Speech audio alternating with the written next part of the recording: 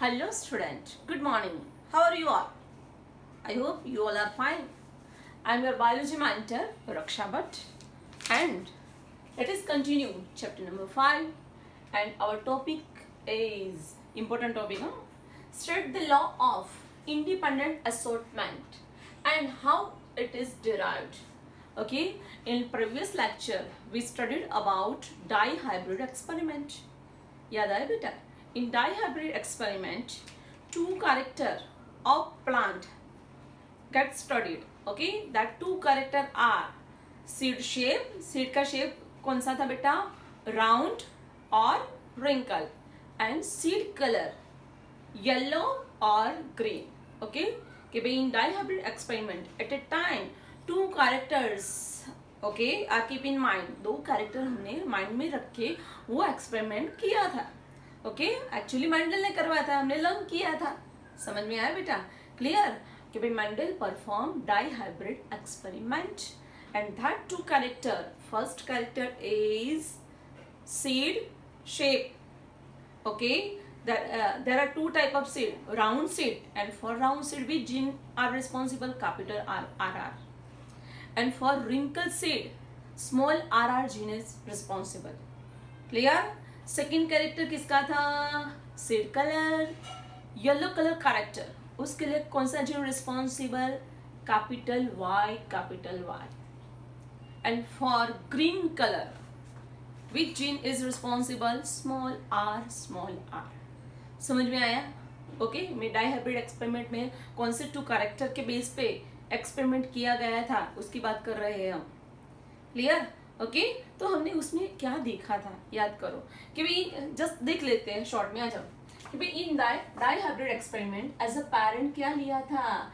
Capital RR capital YY. Okay, round shaped yellow coloured seed. This plant having round shaped yellow coloured seed. Okay, and this plant having wrinkle shaped green colored seed. Okay beta, in this experiment these two plants are taken as a parent. Okay, from these two plant gametes are formed. Here the gametes produce having one R gene.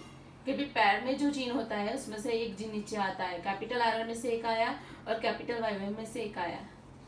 So all the gametes having capital R capital Y gene.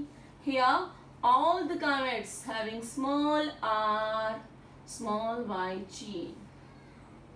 Clear beta? Okay, now there is a cross between these two gametes. Suppose this is female and this is male. Okay, तो भाई ये female के क्या हुआ बेटा? Egg cell हुआ, ovum हुआ. Clear? और ये मेल का क्या हुआ? मेल गैमेट हुआ. This male gamete fertilize female gamete.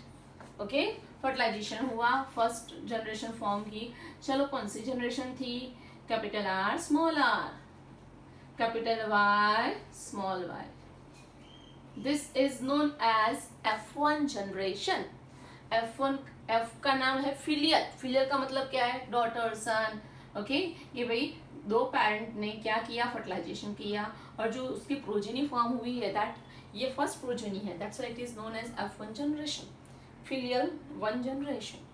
समझ में आया? Filial is a Latin word, उसका मतलब है सन और डॉटर. क्लियर बेटा?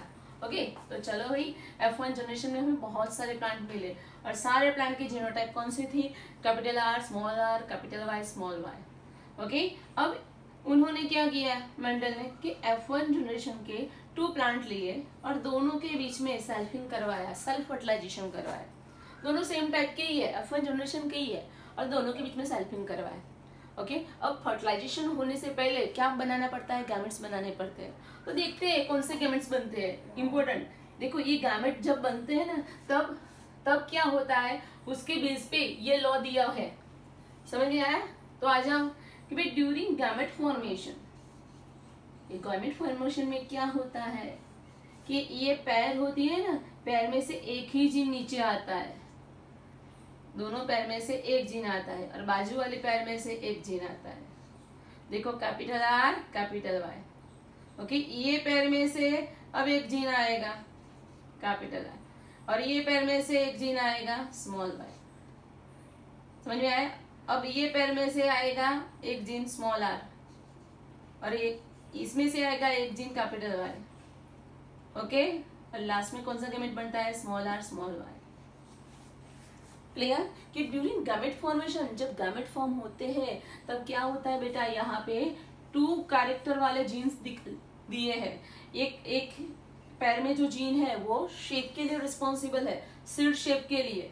Capital R round shape, small R wrinkle shape, और कैपिटल वाई किसके लिए बेटा? सीड कलर के लिए रिस्पॉन्सिबल है। स्मॉल वाई ग्रीन कलर के लिए रिस्पॉन्सिबल है। ओके, तो भाई जब गैमेट फॉर्मेशन होता है तो पैर में से कोई एक ही जीन उसके अंदर एंटर होता है। देख कि भाई हमें पता है कि 4 गैमेट्स आर फॉर्म्ड, और सबके अंदर देखो कैपिटल आर आने की संभावना कितनी है? 50%। 50% gamete having capital R, whereas 50% gamete having small R. समझ में आया? Clear? 50% gamete having capital Y, whereas 50% gamete having small Y. Clear? समझ में आया भाई? कि भाई देखो ये दोनों में से कैपिटल आर स्मॉल आर, ये दोनों जीन है, किसके लिए रिस्पॉन्सिबल है? सीड शेप के लिए रिस्पॉन्सिबल है। तो उसके गैमेट में जाने की संभावना कितनी है? 50%। कि 2 के अंदर कौन जाएगा? कैपिटल आर आ जाएगा 2 गैमेट में, और 2 गैमेट में कौन जाएगा? स्मॉल आर आ जाएगा। सेम ये कैपिटल वाई स्मॉल वाई, उसको गैमेट में जाने की संभावना कितने परसेंट है? 50% है। देख कि भाई देख गैमेट्स के अंदर कैपिटल वाई होगा या तो स्मॉल वाई होगा। देखो 2 गैमेट्स हैविंग कैपिटल वाई, 50% हुई ना। Okay, 4 gametes means 100%। तो भाई 2 गैमेट के अंदर कैपिटल वाई गया और 2 गैमेट के अंदर स्मॉल वाई आया। समझ में आया? That is known as segregation. Segregation का मतलब सेपरेशन। कि during gamete formations, okay, when there are 2 trait, okay, कि भाई जीन की यहाँ पे ऐसे जीन है जो 2 कैरेक्टर के लिए रिस्पॉन्सिबल है, तो वो जीन का सेपरेशन कैसे होता है? तो वो हमें समझाता है law of independence assortment. Assortment का मतलब क्या है? Separation, arrangement, separation. समझ में आया आपको? क्लियर? ओके, समझो कि when 2 pairs of trait are combined in a hybrid, this is a hybrid. Okay, perfect में लिखती हूँ, this is the hybrid. Capital R small R, capital Y small Y, this is the hybrid. और उसके अंदर कितने character हैं? कितने character? 2 character के जीन है। कि when 2 pair of trait are combined in a hybrid, कि ये हाइब्रिड के अंदर सीड के शेप एंड सीड के कलर वाली ट्रेट है, कैरेक्टर वाले जीन है। ओके, तो क्या होता है? The segregation of 1 pair of character, कि भाई कैपिटल आर हो या स्मॉल आर हो, उसका सेपरेशन की effect capital Y small Y पे होती नहीं है। दोनों ये जीन अपनी अपनी तरह से इंडिपेंडेंटली सेपरेट होते हैं गैमेट के अंदर। Okay, capital Y capital R को स्टडी नहीं करता है, and small R small Y को भी स्टडी नहीं करता है। समझ में आया? अपनी अपनी अलग तरह से ही वो गैमेट्स के अंदर सेपरेट हो जाता है। That is known as law of independent assortment. Independently separate हो जाता है। समझ में आया? कैपिटल आर है या स्मॉल आर है, वो कैपिटल वाई या स्मॉल वाई को इफेक्ट नहीं करेगा जब गैमेट बनाएगा तब। समझ में आया बेटा? वही है। चलो आ जाओ कि when 2 pairs of trait are combined in a hybrid, कि भाई in this hybrid there are 2 pair of trait, है ना? कि भाई ट्रेट मीन्स कैरेक्टर, 2 कैरेक्टर है ना बेटा ये हाइब्रिड में, seed shape seed colour.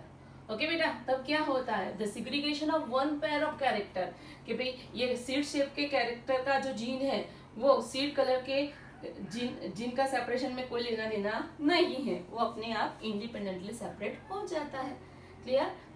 Then segregation of 1 pair of character is independent of the segregation of the other pair of character at the time of gamete formation. तो जब gamete form होता है तब सारे जीन्स अपनी अपनी तरह से इंडिपेंडेंटली अलग अलग जाते हैं गैमेट्स के अंदर।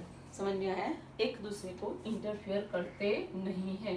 This is known as independent assortment. उसको क्या बोलते हैं बेटा? इंडिपेंडेंट असॉर्टमेंट बोलते हैं। क्लियर इतना? ओके, चलो हमने देखा कि in dihybrid experiment what is the phenotypic ratio. Dihybrid experiment में फिनोटिपिक रेशियो क्या था, याद है आपको? यस, 9:3:3:1। ओके, देखते हैं वो। मैं ये रब करती हूँ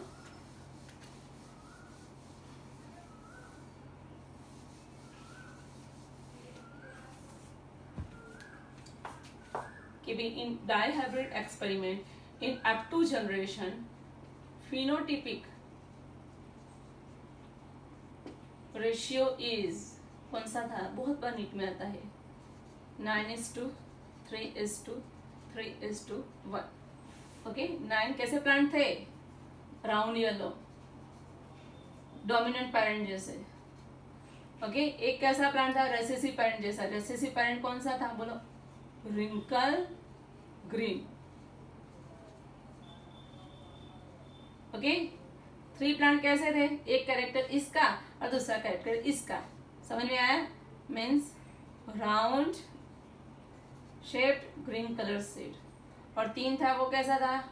एक कैरेक्टर इसका और दूसरा कैरेक्टर ये पेरेंट का, means wrinkle yellow coloured seed. Okay, तो टोटल कितने सीड मिले? 16। वे 16 में से 9 राउंड येलो थे, 3 कैसे थे? 16 में से 3 राउंड ग्रीन थे, 16 में से 3 रिंकल येलो थे और एक ही रिंकल ग्रीन था। तो हमें ये रिजल्ट मिला था किसके अंदर? डाइहाइब्रिड एक्सपेरिमेंट के अंदर। ओके, तो भाई उसने ये मेंडल ने ये दोनों कैरेक्टर का, कौन से कैरेक्टर का कि भाई डाइहाइब्रिड में दो प्लांट लिए थे। कौन से 2 प्लांट? याद करो, round yellow colour plant. Okay, दूसरा प्लांट था रिंकल ग्रीन सीड के प्लांट। ओके, उसका मोनोहाइब्रिड एक्सपेरिमेंट किया था और उसमें क्या रिजल्ट मिला था? 3:1 रिजल्ट मिला था कि भाई देखो मोनोहाइब्रिड, ये मोनोहाइब्रिड एक्सपेरिमेंट के रिजल्ट है। ओके, कि भाई Mendel also performed monohybrid experiment on seed shape. Okay, कि भाई सीड शेप को ध्यान में लिया और राउंड सीड का क्रॉस करवाया रिंकल सीड के साथ। Okay, clear? तभी उसको क्या रिजल्ट मिला कि भाई F1 जनरेशन में सारे सीड कैसे राउंड, और F2 जनरेशन में क्या मिला था? 3 rounded seed and 1 wrinkle. Okay, तो वो रिजल्ट मैंने यहाँ पे लिखा है कि भाई 3 round seed and 1 wrinkle. Same experiment उसने सीड कलर के लिए किया था, मोनोहाइब्रिड एक्सपेरिमेंट। ओके, तो उसमें क्या रिजल्ट मिला था कि भाई ये मोनोहाइब्रिड किसके लिए किया? पहले सीड शेप के लिए, दूसरा सीड कलर के लिए किया था। ही perform experiment for seed colour, तो सेम रिजल्ट मिला, means 3 yellow colour seed and एक प्लांट था उसके सीड्स कैसे थे? Green colour seeds. मीन्स ये रिजल्ट मिला। समझ में आया? ये G means green yellow. Okay, तो फिर उसने कैसे दिमाग लगाया? ओके, कि भाई हमें पता है कि भाई डाइहाइब्रिड एक्सपेरिमेंट का रिजल्ट क्या है। ये रिजल्ट किसका है? डाइहाइब्रिड।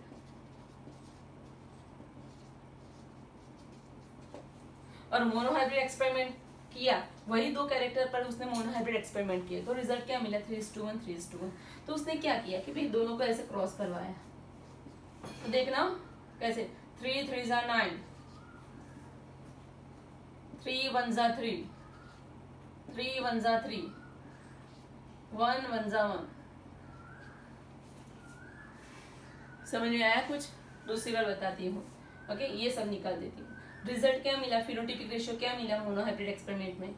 ये रिजल्ट किसका लिखा है कि भाई मेंडल ने जो डाइहाइब्रिड एक्सपेरिमेंट किया था उससे पहले उसने दोनों कैरेक्टर के लिए सिंगल लेके मोनोहाइब्रिड एक्सपेरिमेंट किया था। एक एक्सपेरिमेंट किया था राउंड सीड एंड कौन से रिंकल सीड के बीच में, और रिजल्ट क्या आया? 3:1। 3 plant having round seed, 1 plant having wrinkle seed. फिर दूसरी बार मोनोहाइब्रिड एक्सपेरिमेंट किया था सीड के कलर को लेके।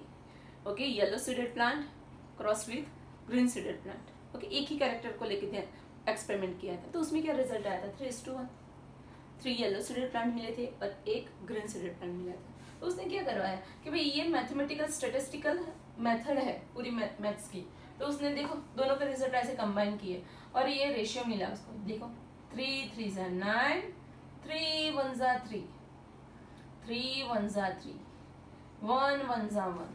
समझ में आया? क्लियर? कि भाई दो मोनोहाइब्रिड एक्सपेरिमेंट का हम ऐसे उसके रिजल्ट का भी क्रॉस करते हैं तो भी हमें आंसर क्या मिलता है 9:3:3:1। ओके, हमें डाइहाइब्रिड एक्सपेरिमेंट में अप टू जनरेशन में भी कौन सा रिजल्ट मिला बेटा? 9:3:3:1। समझ में आया बेटा? तो ये कंपैरिजन की थी, किसने की थी? मेंडल ने की थी। क्लियर? और ये लॉ ऑफ इंडिपेंडेंट असॉर्टमेंट समझ में आया कि भाई ड्यूरिंग गैमेट फॉर्मेशन आपको यही ध्यान में रखना है कि हमारे पास कौन सा कॉम्बिनेशन है, capital R small R, capital Y small Y. कि जब इसमें से गैमेट बनते हैं तो 4 टाइप के गैमेट बनते हैं। कितने टाइप के? 4 टाइप के। ओके, तो फिर कैपिटल आर कितने गैमेट में होगा? तो भाई कैपिटल आर होगा देखो ओनली 2 गैमेट में, और 2 गैमेट में कौन होगा? Small R R. Okay, capital Y कितने गैमेट में होगा? वो भी 2 गैमेट में होगा। ओके, एक कैपिटल आर के साथ, दूसरा स्मॉल आर के साथ। समझ में आया? क्लियर? कि भाई कैपिटल आर की कैपिटल वाई के साथ संभावना कितनी है? 25%। ओके, और 25% का मतलब क्या है? 4 में से एक बार ही वो कैपिटल आर के साथ जुड़ सकते हैं, तो 25% हुई ना संभावना, फ्रीक्वेंसी। ध्यान रखना। कैपिटल आर की स्मॉल वाई के जुड़ने की संभावना कितनी है? वो भी 1 टाइम ही जुड़ता है, मीन्स वो भी फ्रीक्वेंसी 25% है। सपोज 25% नहीं लिखा होगा तो क्या लिखा होगा? 1/4। कि भाई कैपिटल आर की कैपिटल वाई के साथ जुड़ा, फिर कैपिटल आर स्मॉल वाई के साथ जुड़ा। ओके, अब कैपिटल आर का काम तमाम हो गया, फिनिश। अब स्मॉल आर कैपिटल वाई से जुड़ा और स्मॉल आर स्मॉल वाई से जुड़ा, मीन्स ये स्मॉल आर की वाई से जुड़ने की संभावना कितनी है? कैपिटल वाई से जुड़ने की संभावना 25%। एक ही बात, 4 में से एक ही जीनोटाइप हमें मिलता है ना, स्मॉल आर कैपिटल वाई, और स्मॉल आर की स्मॉल वाई से जुड़ने की संभावना कितनी है? 25%। समझ में आया? मीन्स देख, कैपिटल आर है वो खाली 2 गैमेट्स में ही होगा, और स्मॉल आर भी 2 गैमेट्स में होगा। सेम कैपिटल वाई 2 गैमेट्स में होगा, स्मॉल वाई 2 गैमेट्स में होगा। क्लियर? उसका मतलब क्या है कि हर एक जीन दूसरे जीन के साथ होने की संभावना कितनी है? 25%। उसको बोलते हैं फ्रीक्वेंसी कितनी है? 25%। 25% नहीं लिखा होगा तो आंसर क्या आएगा? 1/4 होएगा। क्या आएगा? 1/4। मीन्स 4 में से एक कैपिटल आर कैपिटल वाई है, एक कैपिटल आर स्मॉल वाई है, एक स्मॉल आर कैपिटल वाई है, और एक स्मॉल आर स्मॉल वाई है। समझ में आया? तो भाई ये सारे जीन इंडिपेंडेंटली अपने आप अलग हो जाते हैं। ओके, आर है वाई को अफेक्ट नहीं करता है, वाई है वो आर को अफेक्ट नहीं करता है, अपने तरीके से इंडिपेंडेंटली सिग्रीगेट सेपरेट हो जाते हैं। कब? जब गैमेट्स बनते हैं तब। ये सब क्या है बेटा? गैमेट्स है। समझ में आया? पैर में से एक ही जीन गैमेट में आएगा। देखिए यहाँ पे पैर में 2 जीन है, और ये गैमेट देखो कैपिटल आर ही है ना, ये गैमेट देखो स्मॉल आर ही है ना। समझ में आया? ये पैर जीन है, उसमें से भी एक आया देख स्मॉल वाई है ना। समझ में आया? ये क्या? कैपिटल वाई है ना। मीन्स जब दो पैर वाले जीनोटाइप होती है तब उसमें जो गैमेट्स बनते हैं उसमें से हर एक पैर में से एक ही जीन इंडिपेंडेंटली एंटर होता है। समझ में आया? और एक दूसरे के कैरेक्टर को अफेक्ट करता नहीं है। क्लियर बेटा? तो ये हमें समझाता था सॉरी, तो ये हमें कौन समझाता था? ये हमें समझाता था डाइहाइब्रिड एक्सपेरिमेंट का रिजल्ट। ओके, और हमें ये लॉ मिल गया। लॉ में अगेन आपके सामने बोलती हूँ, लॉ क्या है कि भाई when 2 pairs of trait are combined in a hybrid, कि ये हाइब्रिड में 2 पेयर्स ऑफ ट्रेट है, 2 कैरेक्टर वाले जीन्स है। Okay, segregation of 1 pair of character, कि ये पेयर के कैरेक्टर का सिग्रीगेशन ये पेयर से कैरेक्टर के सिग्रीगेशन से इंडिपेंडेंट होती है। सिग्रीगेशन मीन्स सेपरेट होना, कि भाई ड्यूरिंग गैमेट फॉर्मेशन ये पेयर अपनी तरीके से सेपरेट होती है और ये पेयर अपनी तरीके से सेपरेट होती है। समझ में आया? This is known as law of independent assortment. Clear बेटा? ओके, तो भाई इंपॉर्टेंट थ्योरी हमने लर्न की। 2 to 3 टाइम्स वीडियो देखना, समझना और लर्न करना। ओके बेटा, थैंक यू।